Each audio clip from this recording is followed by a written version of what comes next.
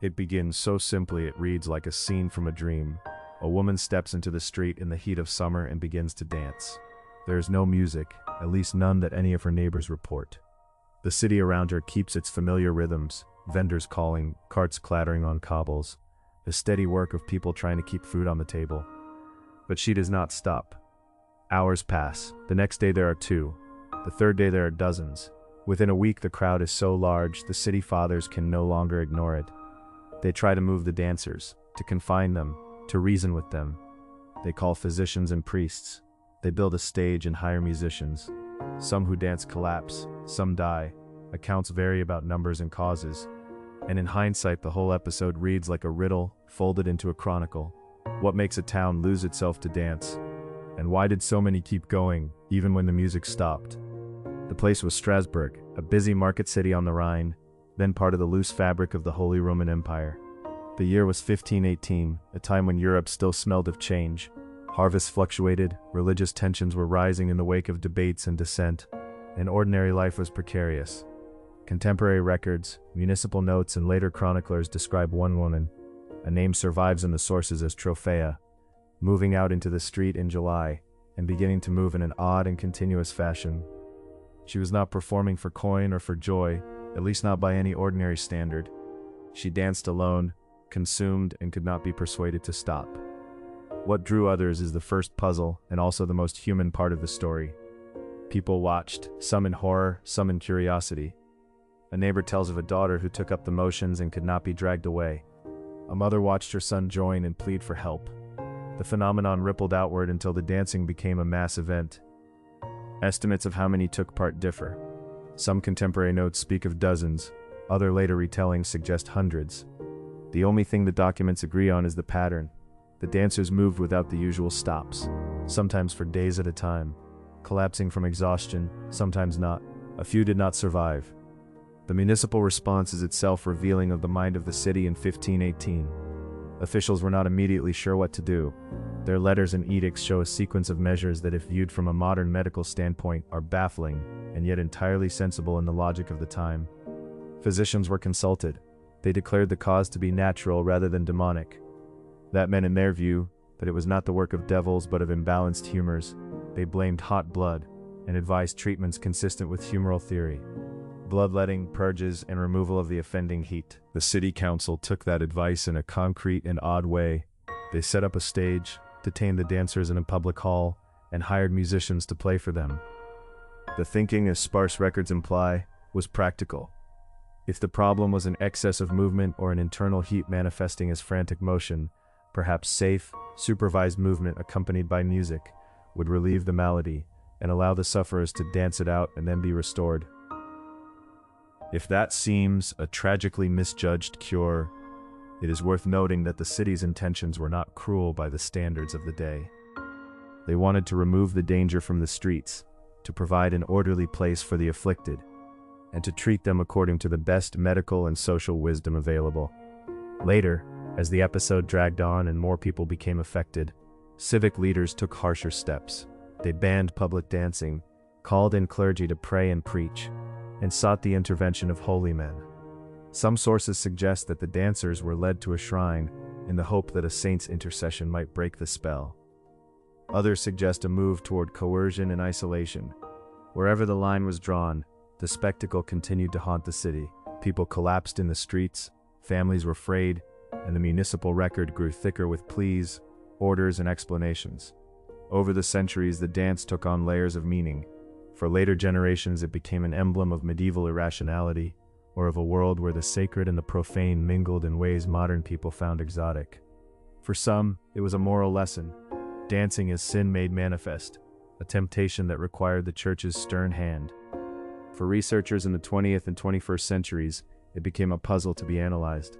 Neurological disease, infectious agents, collective psychogenic illness, cultural ritual. Which arrow in the quiver of explanation points closest to the truth? One of the most durable natural explanations is ergotism. Ergot is a mold that grows on rye and other cereals in wet, cool conditions. Its alkaloids can cause a syndrome in humans known historically as ergotism. The symptoms can include convulsions, hallucinations, and a peculiar sensation in the limbs, among other things.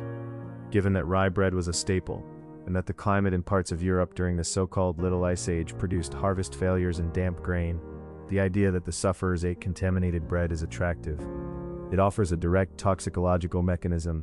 A neuroactive compound induces bizarre movements and aberrant behavior, and what looks like dance might be, to an outsider, a symptom of poisoning. This theory has its force. It is mechanistic. It squares with environmental conditions that would make ergot contamination plausible, and it explains the physicality of the movements. But the ergot hypothesis also struggles under closer scrutiny. For one thing, ergotism is often accompanied by pain, numbness, and gangrene in the extremities, symptoms not widely reported in the chronicles of the dancing. Contemporary accounts describe the dancers as sweating, exhausted, perhaps delirious, but not typically as victims of the burning, creeping pain or the loss of tissue associated with ergot's vasoconstrictive effects.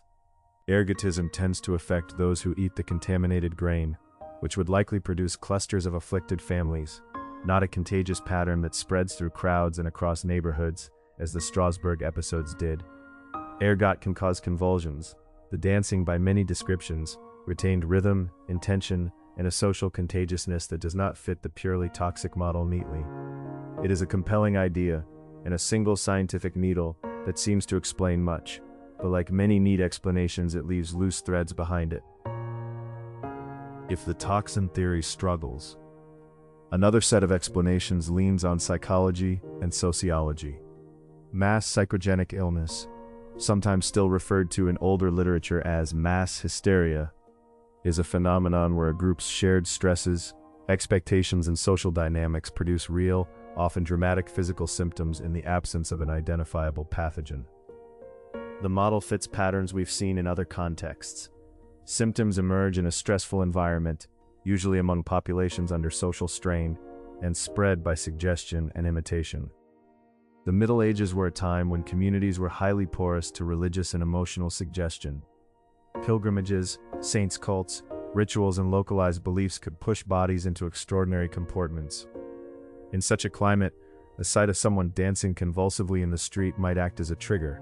Others, already exhausted and hungry, might find their own bodies echoing the motion. The notion of emotional contagion does not require the metaphysical. It requires only a human mind attuned to the behavior of those around it. This socio-psychological approach receives support from how the city responded and what the documents emphasize. Contemporary physicians, as I said, did not attribute the phenomenon to demons but to hot blood. They did not, as far as we can tell, find evidence of a contagion like influenza. Instead, the pattern is social. People see, then they do. They tire, then they stop. Sometimes they die from exhaustion. Modern scholars who study mass psychogenic events note how emotion and expectation can mobilize real physiological symptoms. Tremors, fainting, and even the kinds of jerky, repeated movements observers might call dancing. Epidemics of fainting or fainting-like episodes have recurred in schools, factories, and armies into modern times. The Strasbourg dancers, under this lens, are not victims of a fungus but of the same human propensity to imitate and to convey stress bodily. Yet mass psychogenic illness has its own difficulties when applied to Strasbourg. Observers noted that the dancers were sometimes in pain, that they wanted help, and in some cases that they begged to be freed from the compulsion. Their suffering seemed genuine. Moreover, psychogenic models sometimes fail to account for why certain communities, at certain moments, produce such intense physical behaviors, rather than more common symptoms like headaches or nausea. Why dancing? Cultural idioms matter. In parts of Europe, there was a long tradition of communal dancing as a form of penitence, ecstasy, and healing. The cult of certain saints, Saint Vitus among them, included rituals where dancing played a part. Tarantism in southern Italy involved elaborate dance as a cure for supposed spider bites. That cultural frame made dance a plausible response to affliction. So, the psychogenic model must be coupled with a cultural explanation. Dancing was a socially available script for bodies under strain. A further set of explanations is neurologically oriented. Some scholars have pointed to conditions that produce involuntary movements, forms of chorea, epileptic phenomena, or post-encephalitic syndromes, which could manifest as sustained, rhythmic motions. The term St. Vitus's dance historically refers to chorea, and in earlier centuries terms and categories blur. medical and religious vocabularies overlapped. Certain forms of neurological disease can produce movements that an untrained eye might interpret as dance, but to attribute months-long epidemics in multiple people to a spread of the same neurological condition stretches plausibility. Infectious causes of chorea exist, but they generally do not produce an epidemic that flows through a city in patterns that align with observation. Again, the temptation is to pull on a single explanatory thread and find it does not tolerate the weight of all the facts. In the end, the most plausible reconstruction, advanced by many historians and epidemiologists who have studied these records, is not an either-or but a conjunction. The body does not respond to culture and biology in separate compartments, any more than weather and soil are separate when shaping a harvest. Stressful social conditions, famine, disease, political and religious upheaval, create a substrate of anxiety and physical vulnerability. Cultural scripts for expressing affliction, pilgrimage, ritual dance, saintly intercession, provide the pattern. A contaminated grain supply, if it existed, could heighten irritability and convulsive tendencies without creating uniform ergotism symptoms in every case. Physicians trained in humoral theory treated the phenomenon in their own idiom, sometimes in ways that made the situation worse, sometimes offering comfort. The result was a cascade. Bodies moving together, exhausted together, some dying together. We see that pattern echoed elsewhere. The dancing mania was not unique to Strasbourg. Medieval and early modern Europe had recurring episodes of choreomania, often under the rubric of saintly possession or contagion. These events clustered in times of social strain, famines, wars, plagues. Pilgrimage sites sometimes attracted groups whose ecstatic movements became public spectacles. In other cases, the dances were briefly tolerated by authorities and then suppressed with violence. What differentiates one episode from another is the particular mix of environment, culture, and immediate triggers. It is important to slow down when we imagine the sufferers. Too often they are recast as allegory, a trope from medieval superstition or a freakish outbreak, a cautionary tale about the crowd. But the living texture of the records gives us glimpses of real people in real pain. There are notes of mothers weeping over children who could not stop moving, of families breaking down under the strain of constant attendance to those who danced until they dropped. Those who tended the dancers, whether physicians, clergy, or neighbors, did not view them as theatrical props. They worried for them. They feared infection, or demonic possession, or moral contagion. Their prescriptions were what they had: bloodletting and music, shrines and sermons. They were, in their way, trying to heal. So what do we conclude? Sitting in the quiet of the present, looking back through the century-spotted lens of history, we can cross off certainties. We cannot say with confidence that a single fungus made dozens of people dance themselves to death. We cannot say that a single psychological process explains every twitch and stumble.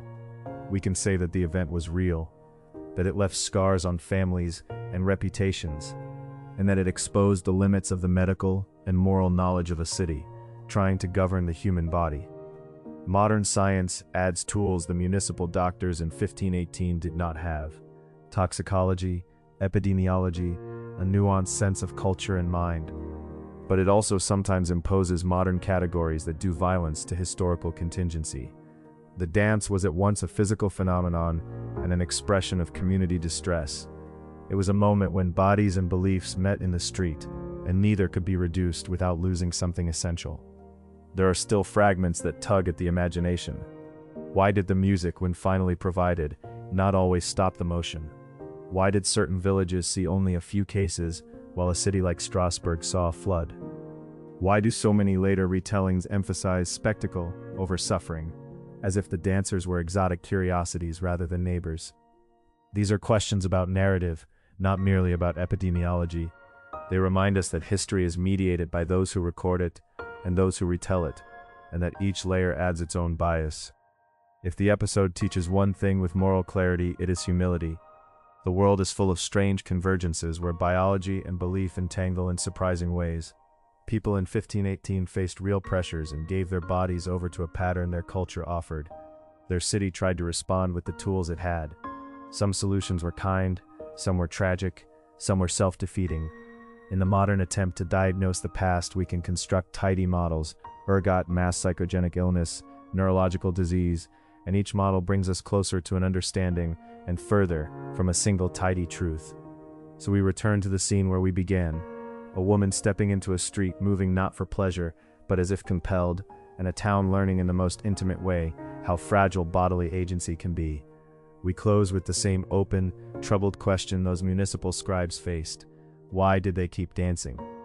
Perhaps because a community's suffering found an answer in movement, an answer that was meant to cure and instead consumed. Perhaps because something in the food or the fevered air loosened restraint and set limbs to motion. Perhaps because in times of acute pressure, the simplest available script was the one that bodies and neighbors knew. Accounts vary. Some believe one thing, others another. The record states what it can, but the final chord of the story, the reason the music, literal or imagined, carried so many to exhaustion and beyond, remains for now a haunting uncertainty.